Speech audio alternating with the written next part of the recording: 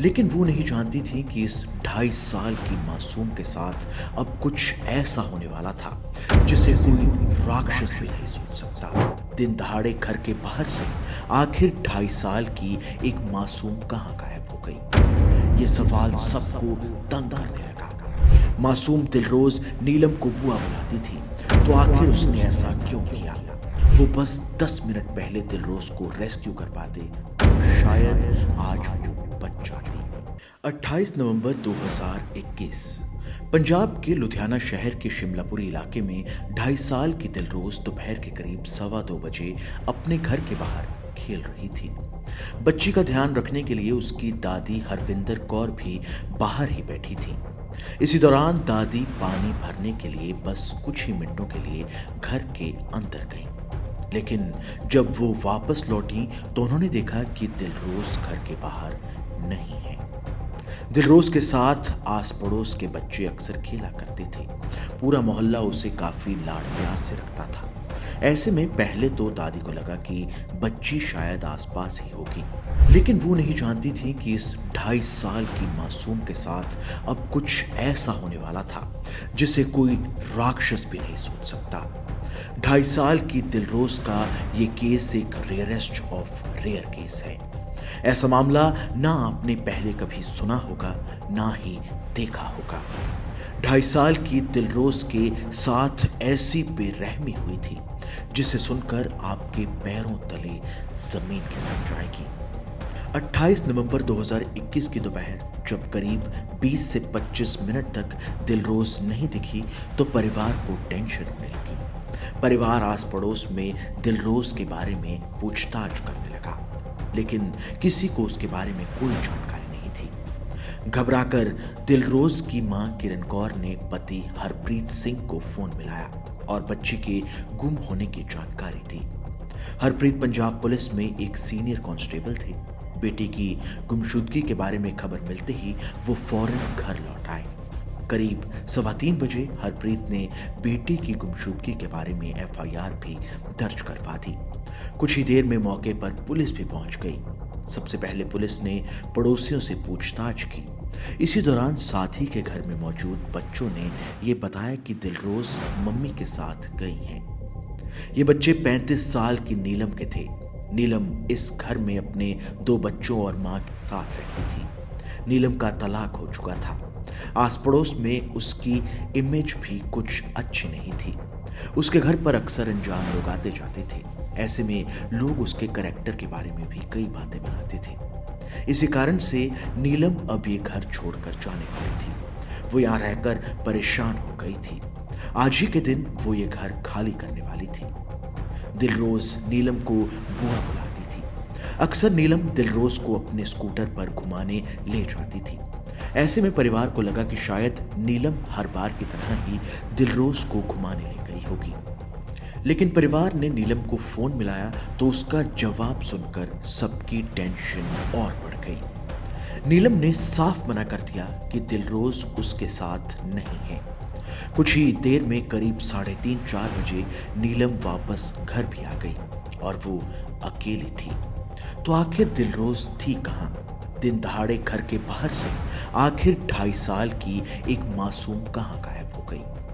ये सवाल सबको तंग करने लगा। दिलरोज की खोज जारी थी। तभी पुलिस की एक टीम को इस मामले में एक बड़ा सबूत मिला। दरअसल इसी इलाके में एक जगह सीसीटीवी कैमरे लगे हुए थे। इसी कैमरे की फुटेज में करीब 2:30 बजे के आसपास नीलम दिलरोज को स्कूटर पर कहीं ले जाते हुए दिखाई दी। इस दौरान दिलरोज काफी खुश भी लग रही थी। ऐसे में पुलिस का सीधा शक नीलम पर ही गया। आखिर नीलम झूठ क्यों बोल रही थी? वो सच क्यों छिपा रही थी? आखिर उसे बुआ कहने वाली मासूम दिलरोज के साथ उसने क्या किया? पुलिस ने नीलम से फिर पूछा कि क्या वो दिलरोज के बारे में कुछ नहीं जानती। नीलम ने फिर मना कर दिया, लेकिन अब पुलिस ने उसे सीसीटीवी फुटेज ही दिखा डाली। नीलम का सच सबके सामने आ चुका था। दिलरोज के घर वालों को अपनी आंखों पर यकीन नहीं हो रहा था।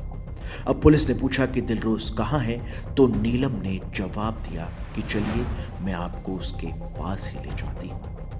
नीलम पुलिस को शिमलापुरी से करीब 13 किलोमीटर दूर लुधियाना के सलेम टाबरी इलाके में एक सुनसान प्लॉट की ओर ले गई। उसने पुलिस को आगे जो बताया वो सुनकर पुलिस के भी होश उड़ गए।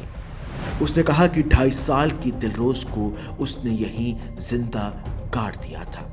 उसने बताया कि पहले उसने उसके सर पर वार किया और बाद में उसे मिट्टी में गाड़ दिया। पुलिस को अपने कानों पर यकीन नहीं हो रहा था।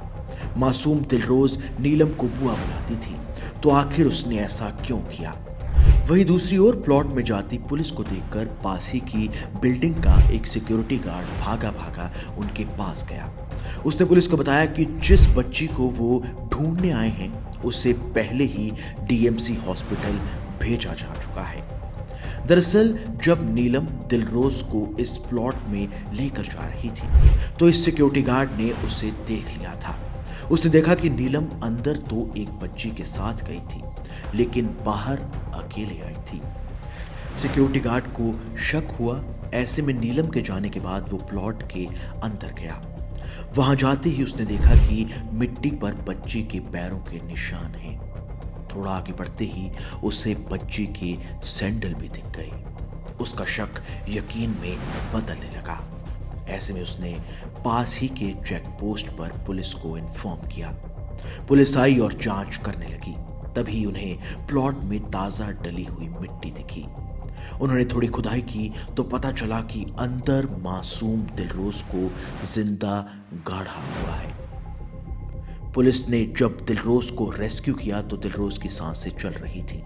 करीब 12 मिनट में ही दिलरोज को पास ही के डीएमसी हॉस्पिटल ले जाया गया। जैसे ही परिवार को यह जानकारी मिली तो वो लोग हॉस्पिटल भागे, लेकिन तब तक काफी देर हो चुकी थी।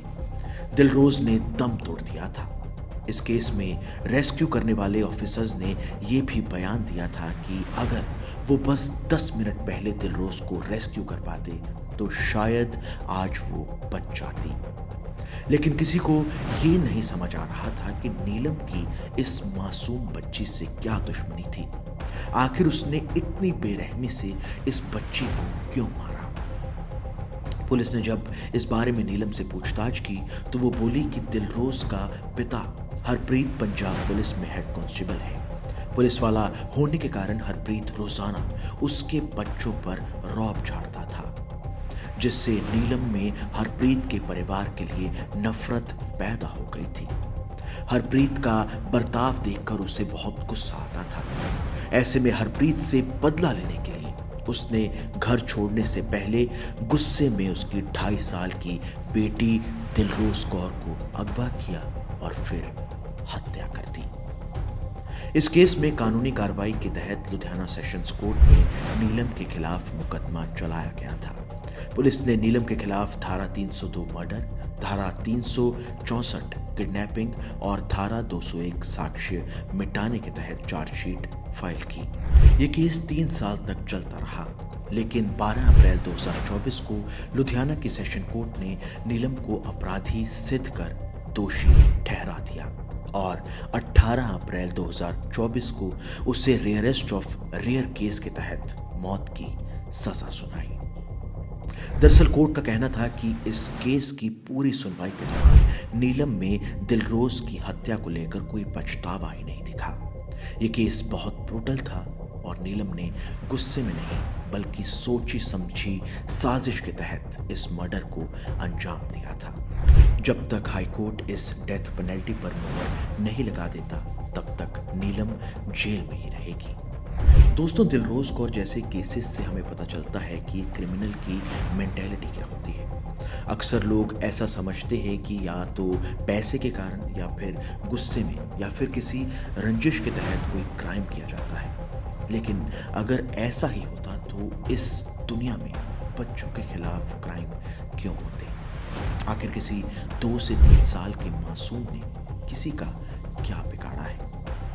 अभी कुछ ही दिनों पहले हमने होशियारपुर में हुए 5 साल के मासूम हरवीर के मर्डर केस पर भी एक वीडियो बनाई थी। उसी वीडियो के नीचे हमें हाल ही में एक कमेंट भी आया। इस कमेंट को पढ़कर मेरा दिल दुख रहा है। हमारे एक व्यूअर ने हमें बताया कि हरवीर के पिता हॉस्पिटलाइज्ड है, कोई उनका साथ नहीं दे रहा है। इस वीडियो के माध्यम से दोस्तों मैं ये चाहूँगा कि अगर आप आसपास ही रहते हैं तो प्लीज़ उनकी मदद करें और ऐसे परिवारों का साथ ज़रूर दें। अगर ऐसे मौके पर हम सिर्फ सरकार के ही सहारे रहेंगे तो मुझे लगता है कि हम इंसानियत से मुंह मोड़ रहे हैं। खैर, ये वीडियो आपको कैसी लगी हमें कमेंट कर ज़रूर बताएं।